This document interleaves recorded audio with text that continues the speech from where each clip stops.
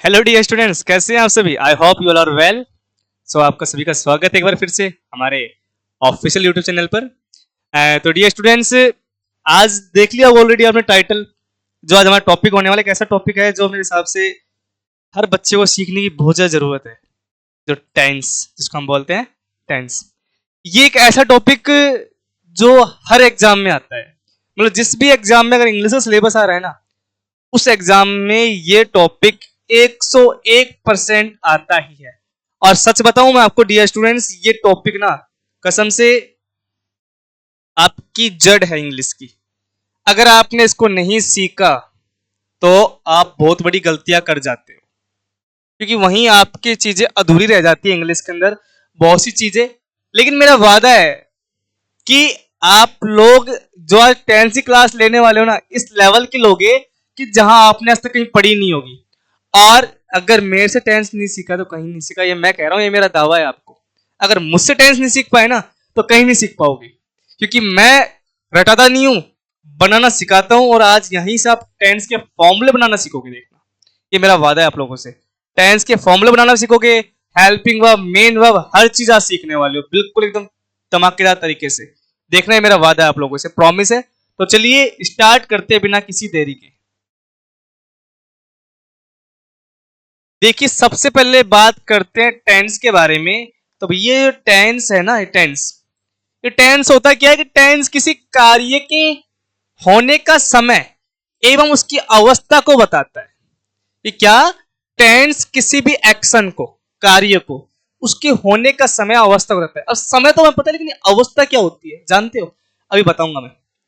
तो टेंस हमारे तीन प्रकार के होते हैं: पास्ट टेंस, प्रेजेंट टेंस और फ्यूचर टेंस। पास्ट का मतलब होता है भूतकाल, प्रेजेंट का मतलब होता है वर्तमान काल, और फ्यूचर का मतलब होता है भविष्य काल। ठीक है डियर स्टूडेंट्स।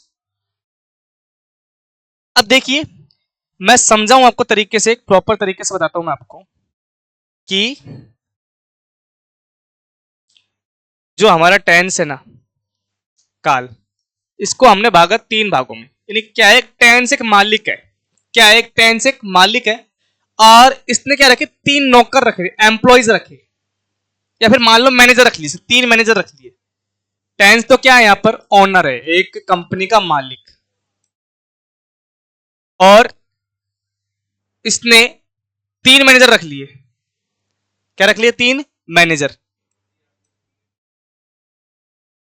दूसरा, इसके जो तीन मैनेजर कौन कौन से हैं? पास्ट,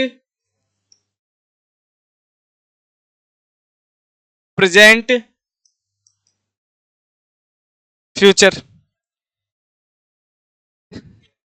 जो आपके टेंस है, मैंने क्या बोला, टेंस एक ओनर है, कंपनी का मालिक है।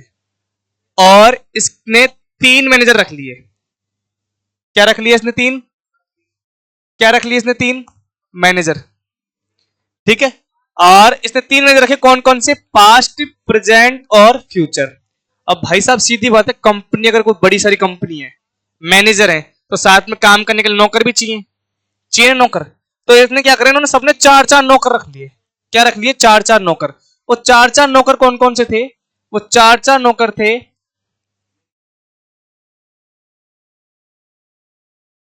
इंडेफिनेट,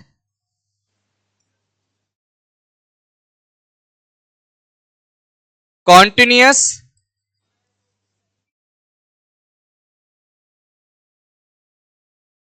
परफेक्ट,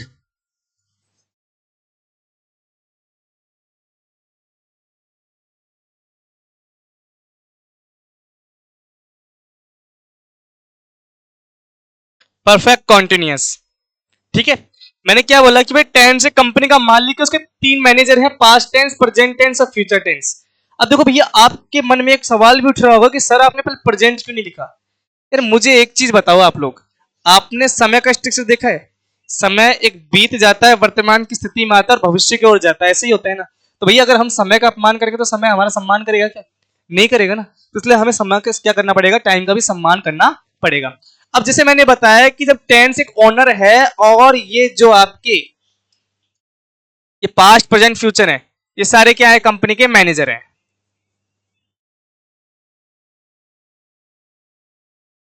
क्या है ये? मैनेजर। ठीक है, और ये सारे क्या है इस कंपनी के एम्प्लॉइज है। ठीक है, कि भाई साहब एक कंपनी है टेंस नाम की, टेंस उसका ओनर है, उसने 3 मैनेजर रखे, पास्ट और प्रेजेंट और फ्यूचर। अब इन मैनेजर ने क्या करा, अपने 4-4 नौकर रख लिए। भाई टेंस ने पूछा इनसे कि आपको और क्या चाहिए, बोले हमें 4-4 नौकर और दे दो। वो 4-4 नौकर क्या थे तीनों के पास में, इंडेफिनेट, कॉन्टिन्यूस, परफेक्ट और परफेक्ट कॉन्टिन्यूस। इस प्रकार से मिला के इनके पास कितने नौकर आ गए, 12 नौकर आ गए। ठीक है, अब देखिए, अभी मैंने डेफिनेशन बताई थी कि टेंस किसी भी एक्शन के समय की अवधि को या उसकी अवस्था को बताते हैं। तो ये चारों क्या है, इसकी अवस्था है। क्या है, इसकी अवस्था है। ठीक है, अब देखिए इनडेफिनेट, जिसके नाम से तो लग रहा है इनडेफिनेट, निश्चित ना हो, अर्थात कि जिसके काम की शुरुआत और जैसे काम की समाप्ति के बारे में कुछ ना पता। जैसे वह बाजार जाता है, वह बाजार जाता है, अब पता नहीं कि भाई जाता नहीं जाता, कल जाएगा, कोई निश्चित नहीं है।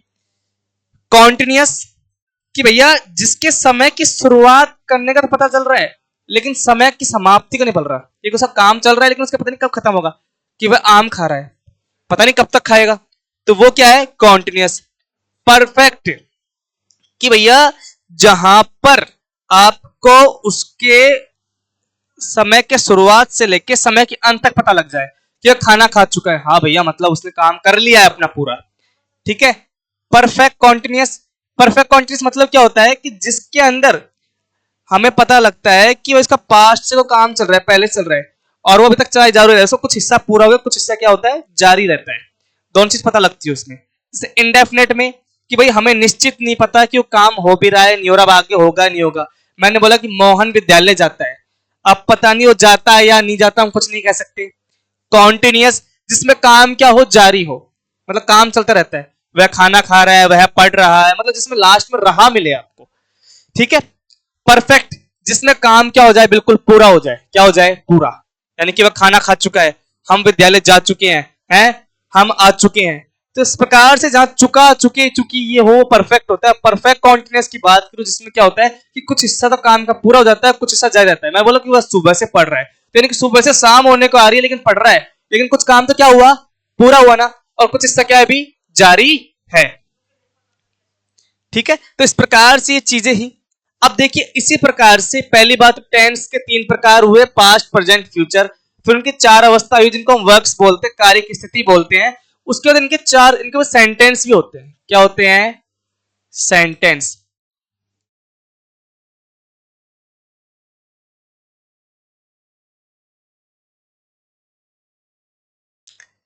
अब देखिए सेंटेंस कौन कौन से आते हैं इसमें।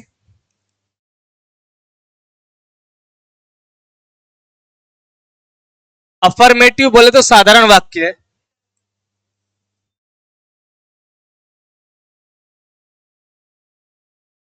दूसरी है नेगेटिव अर्थात नकारात्मक। तीसरी है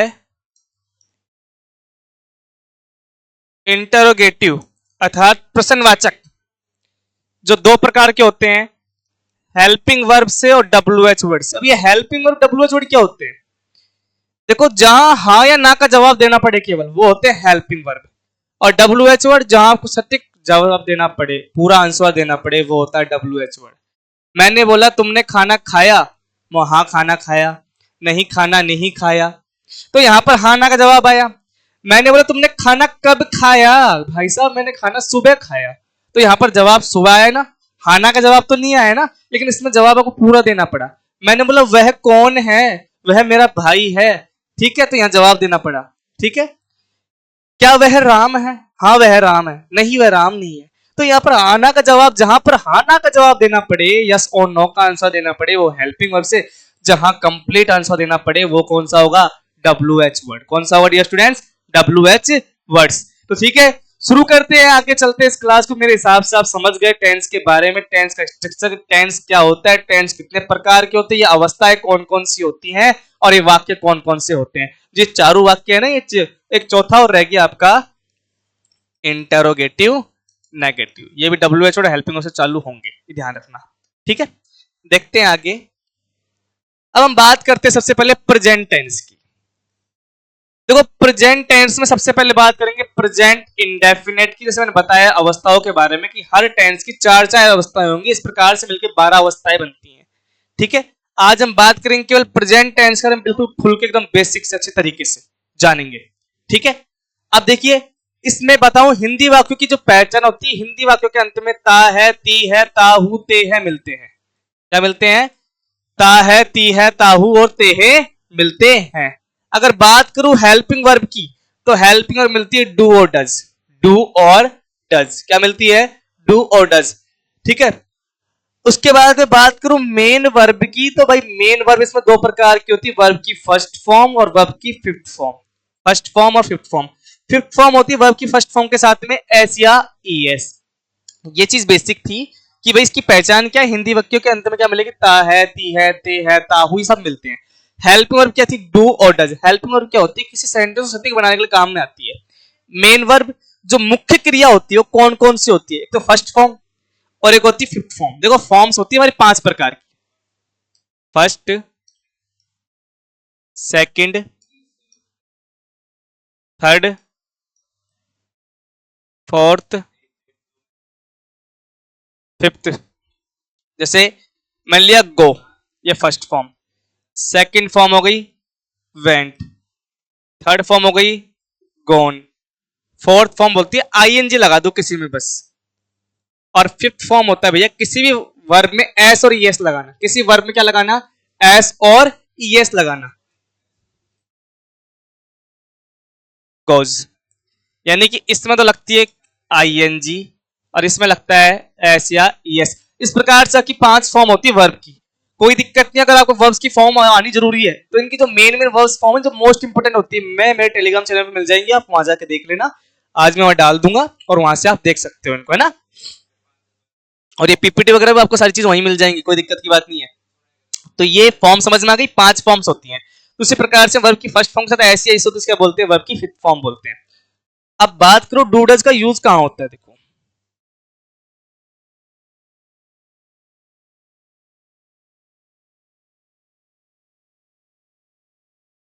देखिए डज का जो यूज होता है वो होता है थर्ड पर्सन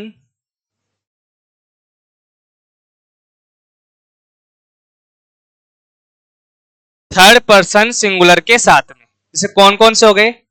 बात करूं थर्ड पर्सन सिंगुलर कौन कौन सा होता है भैया? ही, सी, इट या कोई भी नाम। ही, सी, इट या कोई भी नाम आए वो होता है थर्ड पर्सन सिंगुलर। और बाकी जो बच गए फर्स्ट पर्सन, सेकंड पर्सन और थर्ड पर्सन जो प्लूरल बच गए उनके साथ किसका यूज होगा? डू का यूज होगा। ठीक है, आई, वी, यू, दे, देम जितने भी होते हैं डू का यूज होगा। डज का यूज किसके साथ होगा? थर्ड पर्सन सिंगुलर के साथ में, ही, सी, इट या नेम के साथ में। ये चीज। अब देखो बात करते हैं स्ट्रक्चर की। देखो सबसे बड़ी बात है आपके एग्जाम में स्ट्रक्चर नहीं पूछे, लेकिन जरूरी है जानना कि ये स्ट्रक्चर बनता कैसे है।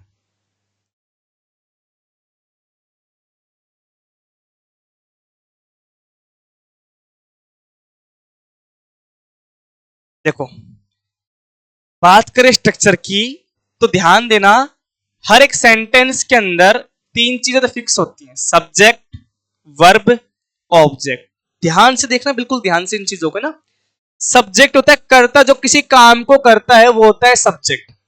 वर्ब जो उसमें काम किया जा रहा है होता है वर्ब। और इस वर्ब में जो चीज निहित होती है वो होती है ऑब्जेक्ट। ये हर एक सेंटेंस में आपको मिलते रहता है, सब्जेक्ट, वर्ब और ऑब्जेक्ट मिलते हैं ना।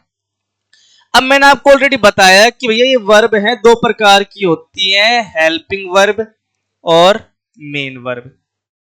यदि किसी साधारण वाक्य के अंदर, यदि किसी साधारण वाक्य के अंदर हेल्पिंग वर्ब दे रखी हो तो वो हमेशा मेन वर्ब से पहले लगती है।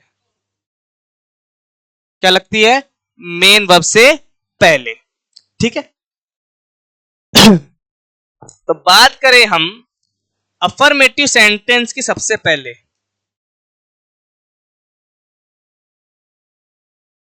यानी कि साधारण वाक्य की, तो साधारण वाक्य में देखिए एक चीज ध्यान देना कि प्रेजेंट इंडेफिनेट टेंस में, प्रेजेंट इंडेफिनेट टेंस में केवल जो ये हेल्पिंग वर्ब होती है ना आपकी, जो डू और डज है,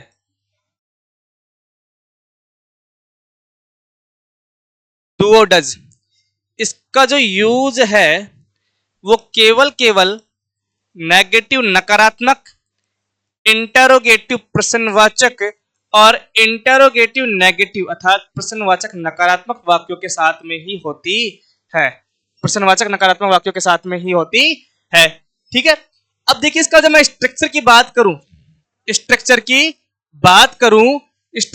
बात करूं तो भैया ऐसी बात है कि यहां पर हेल्पिंग वर्ब तो कहां यूज होगी, नेगेटिव, इंटरोगेटिव नेगेटिव में। तो उसका फॉर्मूला बनाए तो कॉमन सी बात, अफर्मेटिव में हेल्पिंग वर्ब तो आनी नहीं है, तो सबसे पहले ले लो सब्जेक्ट, उसके बाद में मेन वर्ब। अब देखो मैंने बताया मेन वर्ब दो आती है यहां पर, एक तो फर्स्ट फॉर्म और एक फिफ्थ फॉर्म। ठीक है, प्लस में ऑब्जेक्ट, प्लस में ऑब्जेक्ट। ठीक है, उसके बाद देखो नेगेटिव का बनाए तो केवल मैंने बताया कि भाई अगर यहां पर ध्यान देना, एक चीज को समझना की चीजों को। अब बात करूं नेगेटिव की, तो देखो नेगेटिव में अगर आप यूज लोगे डू और डज का तो साथ में क्या लगेगा, नोट लगेगा। क्या लगेगा, नोट। फॉर्मूला बनाते हैं सब्जेक्ट प्लस में हेल्पिंग वर्ब, क्या है आपकी, डू और डज, साथ में क्या लग रहा है, नोट। तो भैया अगर आप डू डज का यूज लोगे तो डू डज के साथ हमेशा मेन वर्ब की फर्स्ट फॉर्म आती है, ध्यान रखनी है हमें, प्लस में ऑब्जेक्ट, प्लस में ऑब्जेक्ट। अब देखिए जो ध्यान रखना, नोट हमेशा मेन वर्ब से पहले लगता है। कहां लगता है, नोट हमेशा कहां लगता है भैया, मेन वर्ब से पहले लगता है। ठीक है,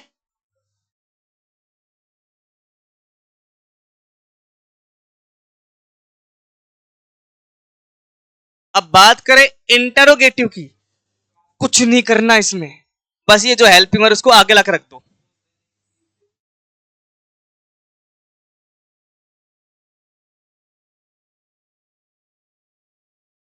हेल्पिंग वर्ब क्या है आपकी, डू और डज, रख दी।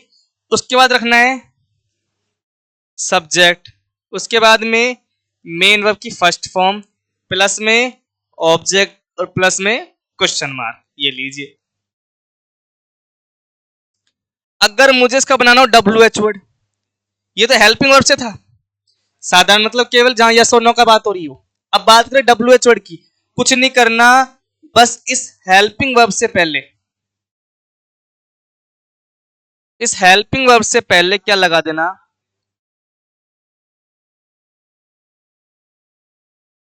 डब्ल्यू एच वर्ड लगा देना। बस इस हेल्पिंग वर्ब से पहले क्या लगा देना भैया, डब्ल्यू एच वर्ड लगा देना, वहीं आपका क्या बन जाएगा, फॉर्मूला बन जाएगा। क्या बन जाएगा, फॉर्मूला बन जाएगा। ठीक है, अब मुझे बनाना है interrogative negative.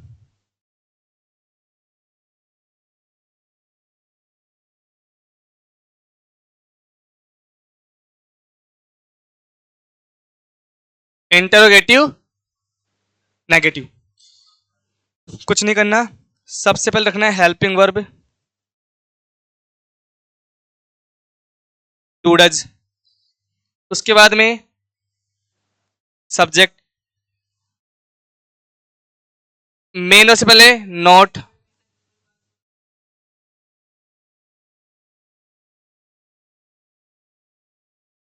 Plus question mark.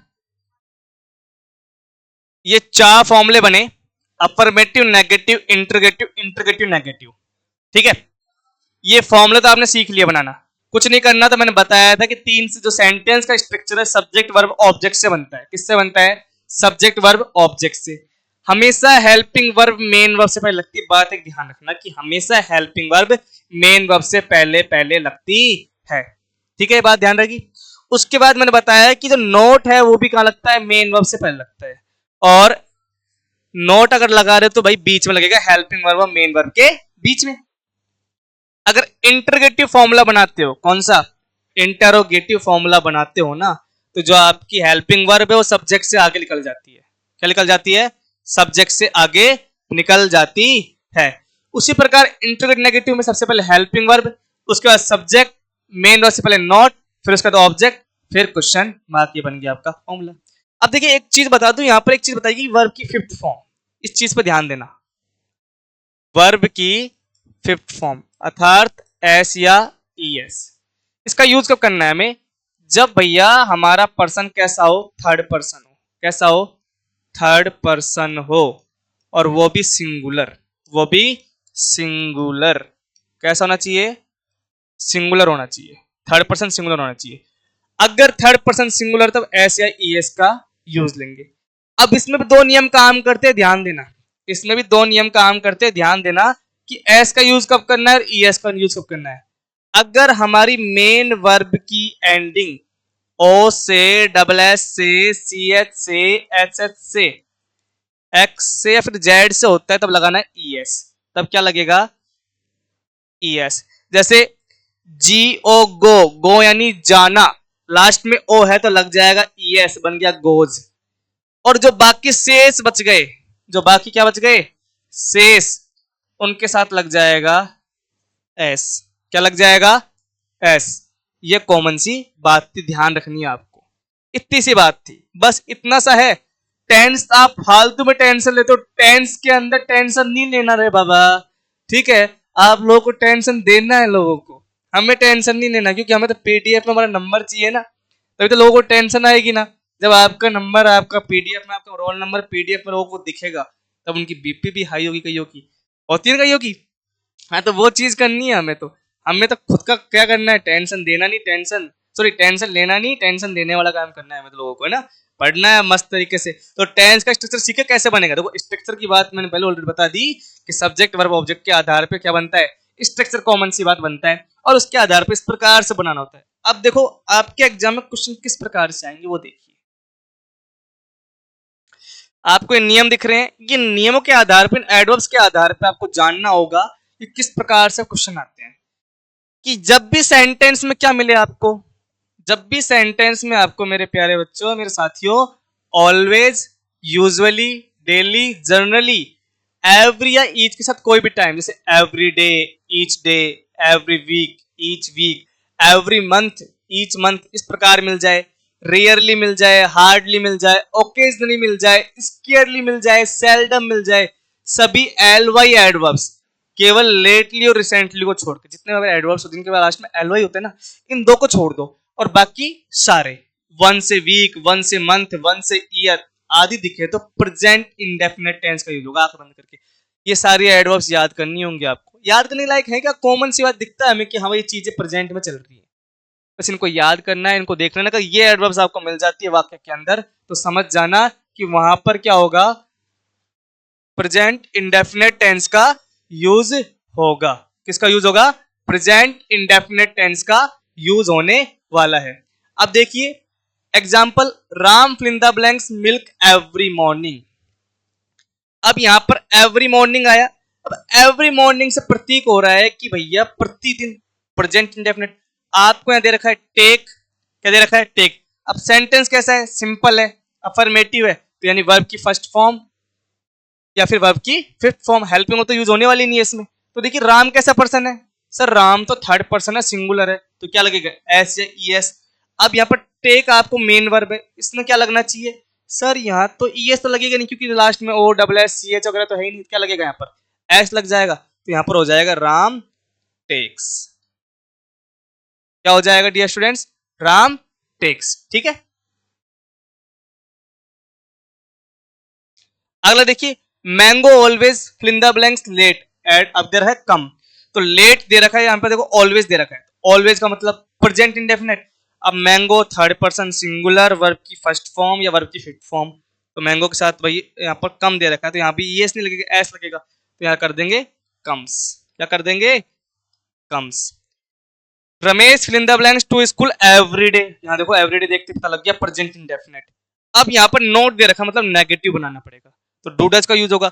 Ramesh साथ क्या लगेगा? डू लगेगा, डज लगेगा? Sir Ramesh third person singular से लगेगा डज, तो लगा देंगे डज। उसके बाद में सर लगाना है नोट, और उसके बाद में सर गो की फर्स्ट फॉर्म। अब देखो स्ट्रक्चर बनाओ, subject, helping verb, not, main verb की फर्स्ट फॉर्म ऑब्जेक्ट, ये लो। Fill in the blanks Arpita fill in the blanks here really interrogative है, तो यहां पर इंटरोगेटिव का स्ट्रक्चर क्या था सर? इंटरोगेटिव का स्ट्रक्चर ये था, सबसे पहले हमें लेना है हेल्पिंग वर्ब को, फिर लेना है सब्जेक्ट को, फिर लेना है मेन वर्ब को, फिर लेना है ऑब्जेक्ट को। ठीक है सर। तो सबसे पहले देखो अर्पिता के हिसाब से डू डज में क्या आना चाहिए सर? अर्पिता सिंगुलर है, एक वचन है तो डज लगेगा, डज अर्पिता। अब सर यहां पर मेन वर्ब की फर्स्ट फॉर्म ही आएगी तो लिख देंगे कम। ये लीजिए आपका तैयार। कितना आसान, कोई दिक्कत? आगे देखिए, हैबिट कोई आदत हो, यूनिवर्सल ट्रुथ सार्वभौमिक सत्य, न्यूज़पेपर की हेडलाइंस, रेडियो टीवी की कमेंट्री, हिस्टोरिकल फैक्ट्स ऐतिहासिक मतलब जो भी होते तथ्य, लेखक या कवि की कोई बात हो, ठीक है, कोई मैथमेटिक फैक्ट हो, गणितीय तथ्य हो, साइंटिफिक फैक्ट वैज्ञानिक तथ्य हो, लोकोक्तियां हो, मुहावरे हो, साधारण सत्य हो, आने पर प्रेजेंट इंडेफिनेट टेंस का यूज लिया जाता है।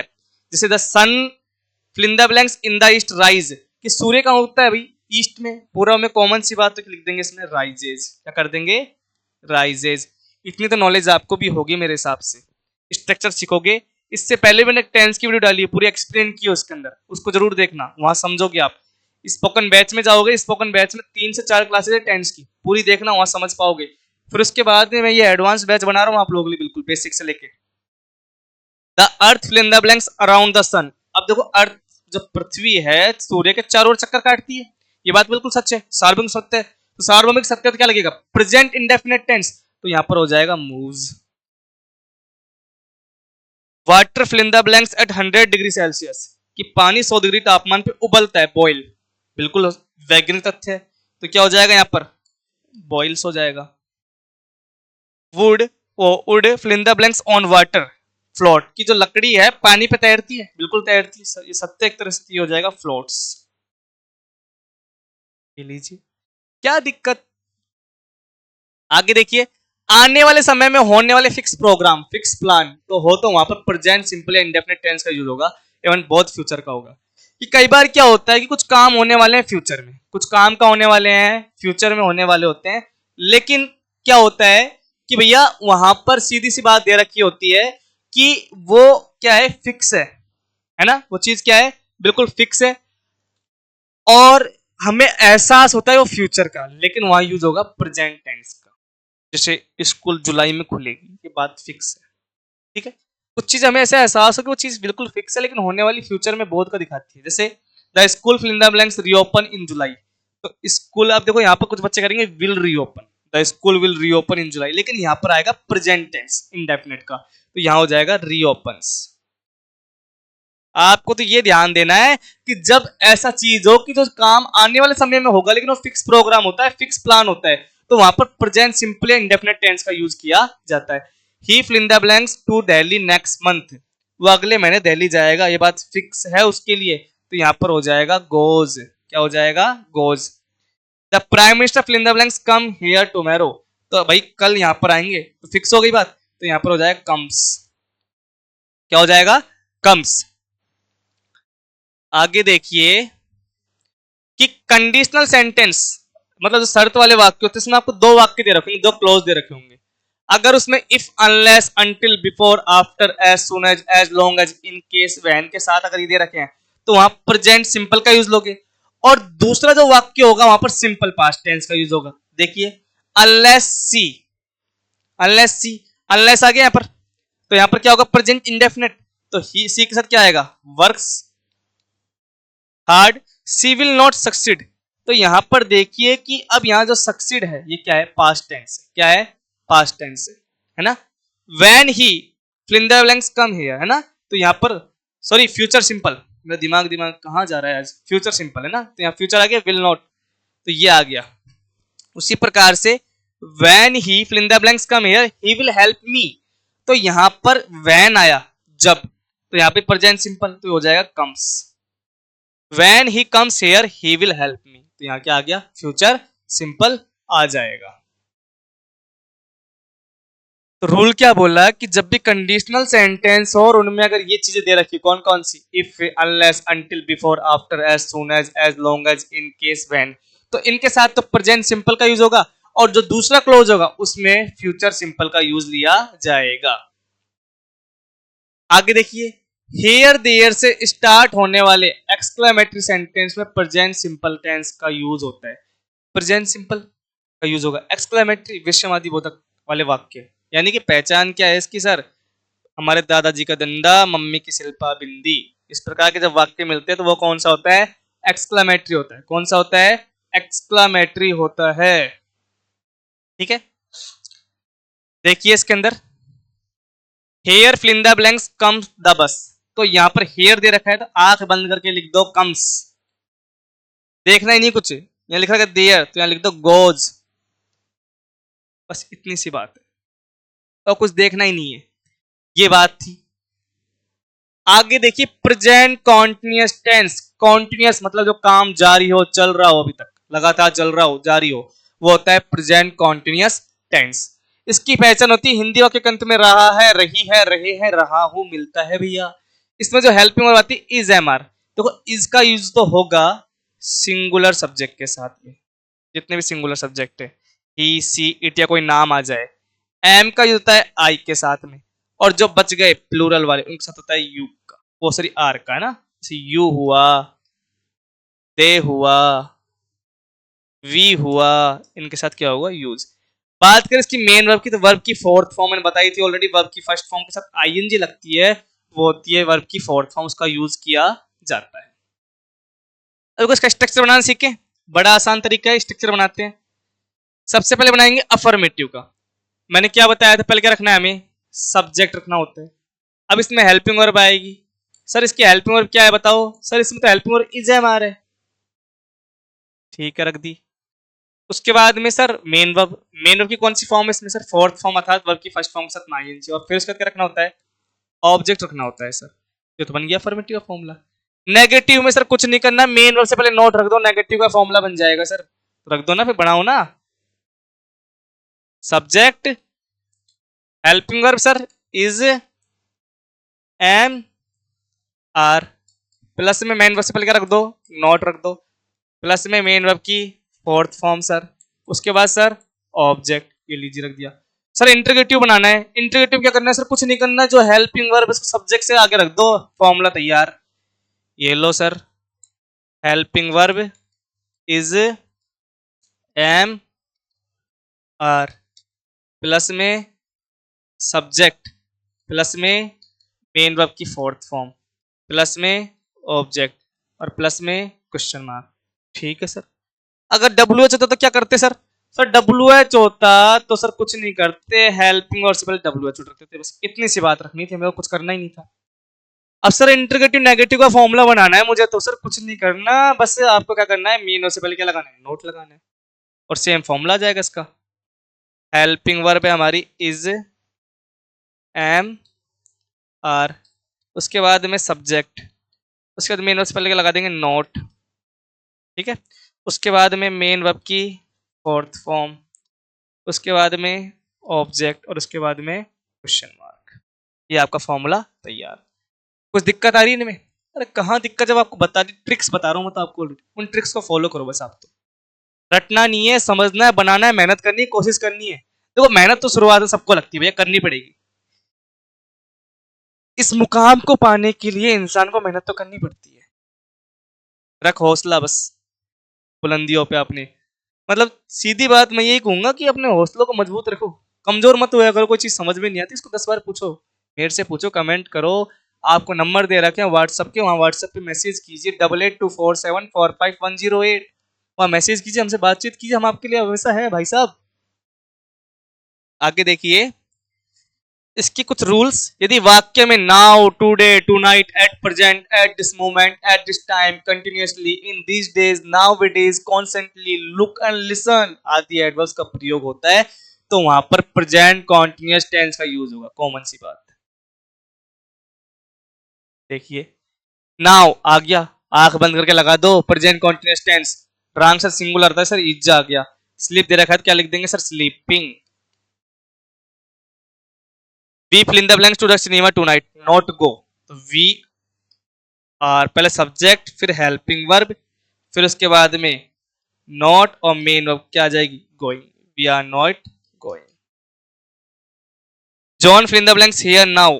सर यहाँ पर हेयर दे रखा है, तो सीधी बात है जॉन सिंगुलर इसलिए इज लगाया, काम का क्या बन जाएगा, कमिंग बन जाएगा।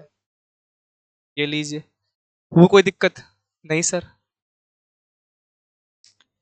Feel, see, hear, taste, smell, seem, appear, desire, ये थिंक है। Think, hope, love, notice, belong, believe, forget, want, remember, suppose, know, understand, own, have इत्यादि कभी भी कॉन्टिन्यूअस टेंस मतलब चाहे फ्यूचर का हो, चाहे पास्ट का हो, चाहे प्रेजेंट का हो, इनमें नहीं आएगा। तथा आईएनजी फॉर्म भी नहीं आती इनमें।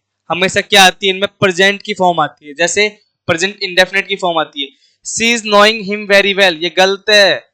यहाँ पर आएगा she knows him very well, यानी कि जब भी अगर आपको ये वर्ड दिख जाए तो आंख बंद करके समझना प्रेजेंट इंडेफिनिट का ही यूज होने वाला है यहाँ पर।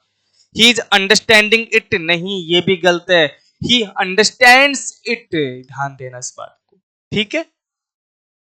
आगे देखिए, कंटिन्यूड, इंक्रीज, डिक्रीज में लगातार जो वृद्धि कमी वाले सेंटेंस होते हैं उसमें प्रेजेंट कंटिन्यूअस टेंस का यूज होगा। The number of vehicles, increase दे रखा है, आंख बंद करके लिख दो, व्हीकल्स है तो आर आएगा ना, प्लूरल हो गया, इंक्रीजिंग। बस। यदि पहला वाक्य इंपेरेटिव, इंपेरेटिव क्या होता है, आदेशात्मक, जहां कमांड हो, ऑर्डर हो, रिक्वेस्ट हो, कुछ सजेशन दी जा रही हो, वो होते इंपेरेटिव सेंटेंस। उसमें भी क्या यूज होगा, प्रेजेंट कॉन्टिन्यूअस टेंस का यूज होगा। डोंट गेट आउट नाउ, अब बाहर मत जाओ। The train, fill in the blanks, move दे रखा है, द ट्रेन इज मूविंग, कि भाई आपको ऑर्डर मिल गया, रोक दिया कि बाहर मत जाओ, ट्रेन चल रही है अब। Please don't make a noise, कृपया नॉइज मत कीजिए, आवाज मत बनाइए, शोर वर्ग मत कीजिए, बिकॉज मदर इज स्लीपिंग। ये लीजिए, बस बन गया है, तो कॉमन सा था यार, ये भी सिंपल सा। आगे देखिए, प्रेजेंट परफेक्ट टेंस, परफेक्ट के नाम से पता लग रहा है जो बिल्कुल निपुण हो आपस में, मतलब उसमें कोई कमी ना हो, कोई भी क्या ना हो भैया, कमी ना हो, होता है परफेक्ट। कहते हैं यू आर मिस्टर परफेक्ट, वही सेम चीज यहाँ पर है। इसकी जो पहचान होती है वो होती चुका है, चुकी है, चुके हैं, चुका हूं, ठीक है। इसमें जो मेन वर्ब आती है थर्ड फॉर्म आती है, और हेल्पिंग वर्ब आती है हैज और हैव। बात करूं हैज का, तो हैज का जो यूज होता है वो होता है थर्ड पर्सन सिंगुलर के साथ में। किसके साथ होता है, थर्ड पर्सन सिंगुलर के साथ में, जैसे ही, सी, इट, या फिर कोई भी नाम। और जबकि हैव का यूज होगा आई के साथ में, वी के साथ में, यू के साथ में, दे के साथ में, या कोई भी प्लूरल सब्जेक्ट आ जाए उसके साथ में। किसका यूज होता है भैया, हैव का। किसका यूज होता है, हैव का यूज होता है। अब बनाते हैं इसके स्ट्रक्चर, बनाओ सर।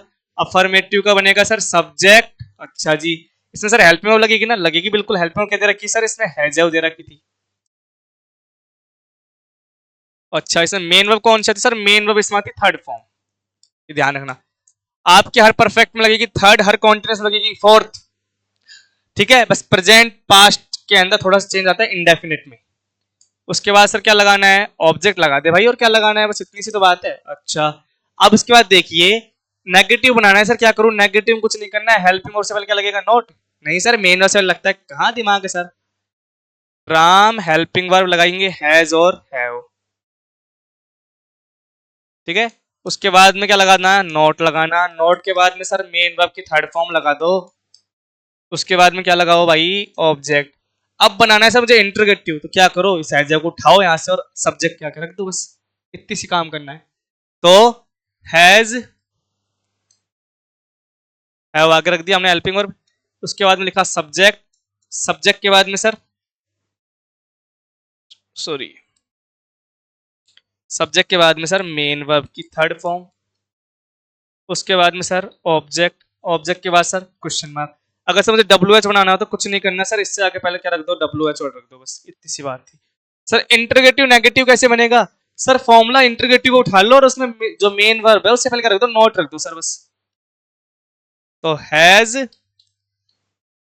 हैव, प्लस में सब्जेक्ट, प्लस में नॉट, प्लस में मेन वर्ब की थर्ड फॉर्म। उसके बाद सर ऑब्जेक्ट, ऑब्जेक्ट के बाद क्वेश्चन मार्क, ये बन गया आपका फॉर्मूला। बस इतनी सी बात थी, इतनी सी बात थी, इतनी सी क्या थी, बात थी, ठीक है। तो ये बात आपको ध्यान रखनी है, ये बात क्या रखनी है आपको, ध्यान रखनी है बिल्कुल कि ये इस तरह फॉर्मूला बनेंगे अपने, और इन फॉर्मुलों को तैयार करते हुए हमें चलना है, रटना नहीं है फॉर्मुलों को बिल्कुल भी। अब आगे देखिए, यदि वाक्य में जस्ट, ऑलरेडी, यदि वाक्यों में just, already, ever, never, yet, so far, recently, lately, till now, just now, this morning, this month, अगर इस प्रकार के एडवर्ब आते हैं तो, इस प्रकार के एडवर्ब आते हैं तो वाक्य में प्रेजेंट परफेक्ट टेंस का यूज होगा, और जिसकी हेल्पिंग वर्ब होगी हैज हैव, प्लस में वर्ब की, सॉरी थर्ड फॉर्म आएगी यहाँ पर, फर्स्ट फॉर्म गलती से लिखती, वर्ब की थर्ड फॉर्म, वर्ब की थर्ड फॉर्म, वर्ब की थर्ड फॉर्म का क्या होगा भैया, यूज किया जाएगा, वर्ब की थर्ड फॉर्म का क्या किया जाएगा, यूज किया जाएगा, वर्ब की थर्ड फॉर्म का यूज किया जाएगा। अब देखिए यहां पर क्या, I fill in the blank just, fill in the blank dinner. अब यहाँ जस्ट देखते समझ आ रहा है कि हमें पता लग गया कि यह क्या है भैया, प्रेजेंट परफेक्ट टेंस है। तो आई के साथ क्या आता है, हैव आता है, और टेक की थर्ड फॉर्म क्या होती है, टेकन होती है। क्या होती है भैया, टेकन। ये लीजिए, I fill in the blanks never, fill in the blanks him working. अब यहाँ नेवर आ गया, क्या आया, नेवर। इससे पता लग रहा है कौन सा टेंस है, प्रेजेंट परफेक्ट है। तो आई हैव नेवर, सी की थर्ड फॉर्म क्या होती है, seen. They fill in the blanks, already fill in the blanks, their work finish, already मतलब प्रेजेंट परफेक्ट। तो दे के साथ भी क्या आएगा, हैव आएगा, दे हैव ऑलरेडी। फिनिश की थर्ड फॉर्म फिनिश्ड। ये लीजिए, कितना आसान था, है या नहीं है, इजी बिल्कुल। मतलब आप लोगों को दिक्कत कहां लेनी है, बस एडवर्ब्स आपको तैयार करनी है। तैयार भी किया मैंने आपको, ऑलरेडी मटेरियल बना के दे रखा है, बस इनको याद करना है अच्छी तरीके से और देखना है ना। अगला देखिए, it is, this is plus कोई सुपरलेटिव डिग्री के बाद हमेशा क्या आता है, प्रेजेंट परफेक्ट टेंस का यूज लिया जाएगा। मतलब आपको शुरुआत में दिस इज दे रखा हो या फिर इट इज दे रखा हो, और उसके बाद में कोई सुपरलेटिव डिग्री आ जाए। सुपरलेटिव डिग्री का मतलब जहां एक व्यक्ति की पूरे उस सोसाइटी से, कम्युनिटी से क्या की जाती है, तुलना की जाती है, वो होती है सुपरलेटिव डिग्री। तो वहां पर किसका यूज लिया जाता है, हमेशा प्रेजेंट परफेक्ट का यूज लिया जाता है। This is the words that you. अब यहां पर क्या लगेंगे, हैव डन, कॉमन सी बात। दो की थर्ड फॉर्म क्या हो गई, डन। अब यहां पर हेल्पिंग वर्ब क्या आएगी, युग साथ, हैज हैव प्लस वर्ब की थर्ड फॉर्म, तो युग साथ क्या आता है, हैव, और डू की थर्ड फॉर्म क्या हो गई, done. It is the best that you fill in the blanks did. अब डिड देखे कई लोग कंफ्यूजन से, डिड डिड डिड, अरे डू की सेकंड फॉर्म है डिड, थर्ड फॉर्म क्या हो जाएगी, डन ही हो जाएगी। तो यहां पर भी क्या आ जाएगा, हैव डन हो जाएगा। मतलब तुम्हें तो आंख बंद करके देखना है, अगर तुम्हें इस टाइप के सीन मिलते हैं तो आप प्रेजेंट परफेक्ट लगा दो। बस ये चीजें थी और कुछ है ही नहीं उसके अंदर। अब आगे देखिए, लास्ट आपका प्रेजेंट परफेक्ट कॉन्टिन्यूअस टेंस, जिसकी पहचान होती है समय के साथ आपको मिलेगा से, उसके साथ में मिलेगा रहा है या फिर रही है या रहे हैं या फिर रहा हूं, कुछ ना कुछ तो आपको मिलेगा ही। इसमें जो हेल्पिंग वर्ब होती है हैज हैव प्लस में बीन मिलता है। इसमें हैज हैव आप जानते हो इसका यूज कहां होता है। बात करें इसकी वर्ब की, तो वर्ब की फोर्थ फॉर्म, वर्ब की फर्स्ट फॉर्म के साथ में आईएनजी। इसमें जो एडवर्ब आती है वो सिंस और फॉर आता है, प्लस में टाइम आता है। सिंस फॉर प्लस में टाइम क्या आता है, सिंस फॉर प्लस में टाइम आता है। ठीक है, और इसका स्ट्रक्चर बनाना भूल गए अपन, स्ट्रक्चर बनाते हैं इसका। तो सबसे पहले अफर्मेटिव बनाते हैं, सब्जेक्ट प्लस में हेल्पिंग और क्या दे रखी है अपन को, हैज या हैव। इसको ध्यान से देखना थोड़ा सा ना, हैज या हैव, प्लस में बीन, प्लस में मेन वर्ब की फोर्थ फॉर्म, प्लस में ऑब्जेक्ट, प्लस में सिंस या फॉर, और प्लस में टाइम। ये बन गया इसका अफर्मेटिव का फॉर्मूला। अब सर नेगेटिव कैसे बनेगा, नेगेटिव में कुछ नहीं करना, इन दोनों के बीच में रख दो नोट। क्या रख दो, नोट रख दो, या नेगेटिव का फॉर्मूला आपका तैयार। बस हैज हैव और बीन के बीच में नोट रखना है, नेगेटिव का फॉर्मूला तैयार। अब सर अगर इंटरोगेटिव का फॉर्मूला तैयार करना हो तो, अरे बताया था ना कि जो हेल्पिंग वर्ब है हैज हैव, इसको सब्जेक्ट से आके रख दो, ये तैयार हो जाएगा आपका इंटरोगेटिव का। अब इंटरोगेटिव नेगेटिव का फॉर्मूला बनाना है तो आपकी हेल्पिंग और आगे है, सब्जेक्ट बच रहा है, तो बस बीन के साथ नोट रखेगा, ये फॉर्मूला सेम तैयार। कितना इजी है, कहाँ दिक्कत है, कोई दिक्कत ही नहीं है फॉर्मूले के साथ। मतलब फॉर्मूला रटने नहीं पड़ रहे, बनाने पड़ रहे हैं, बस आराम देख के पता लग रहा है, कुछ नहीं करना, जगह ट्रांसफर करनी है आपको, केवल फॉर्मूला बस इंडेफिनिट का याद होना चाहिए, मतलब अफर्मेटिव वाला। साधारण जो वाक्य होता है ना उसका फॉर्मूला याद रख लो बस इतना सा। वो भी क्यों रखना है बताया, सब्जेक्ट वर्ब ऑब्जेक्ट। हेल्पिंग उसे याद रखनी है आपको, मेन भी याद रखनी है कि कौन सी क्या होती है। वो चार्ट डाल दूंगा मैं आपको, देख लेना, उनको याद कर लेना एक बार बस। एक दो बार प्रैक्टिस करोगे ऑटोमेटिक सब कुछ समझ में आ जाएगा आप लोगों को। ये फॉर्मूला आपका तैयार हो चुका है।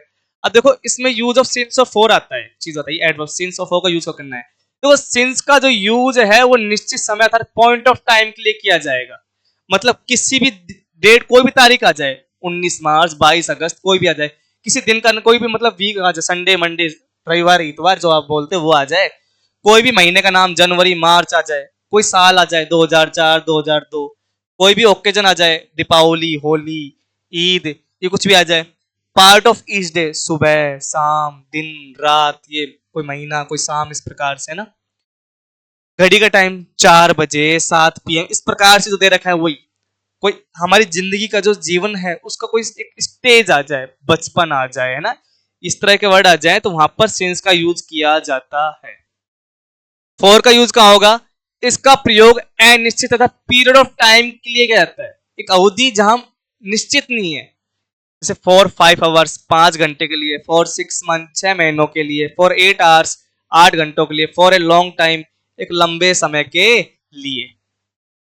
ठीक है, फॉर लास्ट 2 मंथ्स, लेकिन दे रखा लास्ट 2 मंथ्स, उसमें पिछले में दे रखा था for last month, since last month, तो वहां निश्चित था या निश्चित नहीं है, क्या क्या नहीं है, निश्चित नहीं है। फॉर लास्ट 3 वीक्स, ना, फॉर लास्ट 3 वीक्स, तो यहाँ पर लास्ट तो दे रखा हो लेकिन साथ में टाइमिंग वो दे रखी होगी कितने दिनों से, तो वहां फॉर लगाना। अगर टाइमिंग ना दे रखी होती, अगर ये टाइमिंग ना दे रखी होती तो क्या लग जाता? सिंस लग जाता। क्या लग जाता? सिंस लग जाता। ध्यान रखना, marriage death childhood arrival departure के साथ हमेशा सिंस का यूज होगा। ये जो आपको पता है इनके साथ किसका यूज होगा? सिंस का। Soraya has been weeping since her marriage, Soraya तो अपनी शादी से, जब से उसकी शादी तब से रो रही है, तो ये ध्यान रखना आपको। अब देखिए, यदि वाक्य में सिंस फॉर ऑल टाइम का प्रयोग हो तो वाक्य एक ही हो तो रिक्त स्थान में प्रेजेंट परफेक्ट यानी कि आईएनजी का प्रयोग होता है। प्रेजेंट परफेक्ट कॉन्टिन्यूअस टेंस का यूज होता है। यहाँ पर थोड़ी टाइपिंग गलती हो गई, ये नहीं आएगा ना, आईएनजी नहीं आएगा और ये चीज रह गई। प्रेजेंट परफेक्ट कॉन्टिन्यूअस टेंस का यूज होगा, तो प्रिंटिंग में मिस्टेक हो गई भैया। जैसे it fill in the blank since morning, अब यहाँ पर सिंस का यूज आगे कॉमन सी बात है, क्या बताया, सिंस का फोर का यूज अगर आ जाता है तो वहां पर यूज लेना है, तो प्रेजेंट परफेक्ट कॉन्टिन्यूअस का इसमें, तो इट के साथ क्या आएगा? हैज बीन, वो दे रखा है रेन, तो क्या हो जाएगा? Raining, it has been raining. अगला, we fill in the blanks in this house since 1995 live, अब यहां पर सिंस आ रहा है तो क्या हो जाएगा? वी हैव बीन लिविंग, विशेष हैव लगता है, फिर क्या लगाना है? बीन लगाना है, लिव दे रखा है, क्या हो जाएगा? Living. Fill in the blanks, miss of fill in the blanks food for 2 hours, for दे रखा है। अब देखो सीधी बात, फॉर 2 आवर्स और साथ में क्वेश्चन मार्क तो इंटरगेटिव है, तो यहां पर क्या हो जाएगा? मीसो के साथ, मीसो एक लड़का है लड़की कोई भी हो, सिंगल है, तो हैज मीसो, बीन बाद में लगेगा, उसके बाद में कुक दे रखा है तो कुकिंग, बस ये लीजिए काम हो गया। कितना इजी, कितना आसान। अगला देखिए, यदि सिंस के बाद रिक्त स्थान हो, खालिस्तान हो और खालिस्तान में वर्ब का प्रयोग करवाया जाता है तो वह वर्ब हमेशा पास्ट इंडेफिनिट टेंस में आती है और शेष वाक्य में प्रेजेंट परफेक्ट कॉन्टिन्यूअस टेंस का यूज होता है। जैसे she has been living in this house since her husband died. अब देखिए क्या बोला कि यदि सिंस के बाद क्या हो? रिक्त स्थान हो, यानी कि जो सिंस दे रखा है अगर उसके बाद तो खालिस्तान आता तो यहां पर तो किसका यूज हुआ? पास्ट टेंस का। किसका यूज हुआ? पास्ट टेंस का। और उससे पहले किसका यूज हो जाता? उससे पहले यूज होता प्रेजेंट परफेक्ट कॉन्टिन्यूअस टेंस का। किसका होता है भैया? प्रेजेंट परफेक्ट कॉन्टिन्यूअस टेंस का। कि सिंस से पहले तो प्रेजेंट परफेक्ट कॉन्टिन्यूअस टेंस का, और यदि उसके बाद कोई खालिस्तान आता हो तो उसमें अगर वर्ब भरवा रहा है, वर्ब भरनी है, तो वहां कौन से भरते? पास्ट इंडेफिनिट की। कौन से भरते? पास्ट इंडेफिनिट, अर्थात वर्ब की सेकंड फॉर्म को भरते। आगे देखिए, प्रेजेंट परफेक्ट, अगर सेंटेंस के स्ट्रक्चर ऐसे हो, प्रेजेंट परफेक्ट हो फिर सिंस हो, तो वहां सिंपल पास्ट, यानी कि बीच में सिंस दे रखा हो तो दोनों स्ट्रक्चर इस प्रकार से बन सकते हैं। अगर प्रेजेंट परफेक्ट दे रखा है तो वहां सिंपल पास्ट भरा जाएगा, यदि पहले सिंस दे रखा है, सिंस का सिंपल पास्ट दे रखा है तो वहां प्रेजेंट परफेक्ट भरा जाएगा। ये फॉर्मूला का स्ट्रक्चर बनेगा। मतलब जैसे सी, देखो सिंस ही जॉइन, यहां सिंस आ गया, ही जॉइंड, अब यहां पर वर्ब की क्या होगी? ये सेकंड फॉर्म होगी, द गर्ल क्लासेस, तो he has not taken any leave. इस प्रकार से ध्यान रखना, ये चीज का बहुत कॉमन से होता है, मोस्ट इंपोर्टेंट चीज है ये आपके लिए, ये वाली मोस्ट इंपोर्टेंट रूल है। इसमें बहुत बड़ी गलती होती है, ये रूल याद रखना कि यदि कहीं स्टार्टिंग में प्रेजेंट परफेक्ट है फिर सिंस है तो अगला कौन सा होगा, सिंपल पास्ट। यदि पहले सिंस दे रखा है फिर सिंपल पास्ट आएगा फिर प्रेजेंट परफेक्ट, इस फॉर्मूले बेस पे ध्यान रखना है। तो आज की क्लास में केवल हमने जाना प्रेजेंट टेंस के बारे में, जहां हमने कंपटीशन एग्जाम के रिलेटेड पूरे एडवर्ब्स भी जान ली जो आपको हर किताबों में नहीं मिलेंगे पूरे, जहां एक ही मटेरियल में मिल गया, एक ही क्लास मिल गया प्रेजेंट टेंस का, जहां हमने बेसिक फॉर्मूला बनाना सीखा, इसको अच्छी तरह से जाना भी। तो डियर फ्रेंड्स, मेरे दोस्तों, मेरे साथियों, अब हम मिलेंगे नेक्स्ट क्लास में पास्ट टेंस के साथ में, और साथ में आपको उसके पीपीटी पीडीएफ हमारे टेलीग्राम चैनल में मिल जाएगा। देखो आपकी इतनी मेहनत करता हूं तो प्लीज लाइक किया करो, कमेंट किया करो, शेयर करा करो, और ज्यादा ज्यादा इस चैनल को सब्सक्राइब कीजिए जितना हो सके। देखो आपके परिवार को हमें बढ़ाना है, ये आपका परिवार है चैनल, ये खुद का आप लोगों का है, मेरा नहीं है। मैं आप लोगों के लिए करता हूँ जो कुछ करता हूँ, आप लोगों को अपना समझ के करता हूँ जो कुछ कर रहा हूँ, इतनी मेहनत भी आपके लिए कर रहा हूँ। तो हो सके तो जितना हो सके उसको शेयर कीजिए चैनल को और सब्सक्राइब कीजिए। थैंक यू, मिलते हैं नेक्स्ट क्लास में, तब तक के लिए बाय बाय, ध्यान रखिए अपना, जय हिंद जय भारत।